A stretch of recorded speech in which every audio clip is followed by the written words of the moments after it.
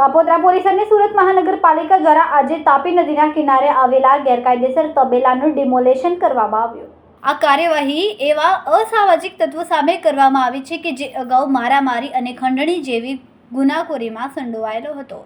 તપાસમાં બહાર આવ્યું કે આરોપી કલા ઉર્ફ રાજુ ભરવાડ દ્વારા તાપી કિનારે ગેરકાયદેસર તબેલાનું બાંધકામ કરવામાં આવ્યું હતું, જેને ડીજીપી અને સુરત પોલીસ કમિશનર દ્વારા મળેલા નિર્દેશ પ્રમાણે તોડી પાડવામાં આવ્યું છે. અહીં નોંધનીય છે કે પોલીસે અગાઉથી આવા અસામાજિક તત્વોની યાદી બનાવીને તેમના રહેણાંક, વીજ કનેક્શન, બેંક વિગતો જેવી માહિતી મેળવી હતી. ત્યારબાદ સુરતના એસએમસીના અધિકારીઓ અને પોલીસની સ્ટાફની ટીમ દ્વારા ટુડેસ ઓપરેશન સફળતાપૂર્વક હાથ ધરવામાં આવ્યું. સમય મીડિયા ન્યૂઝ સાથે સુનિલ પાટીલ, સુરત.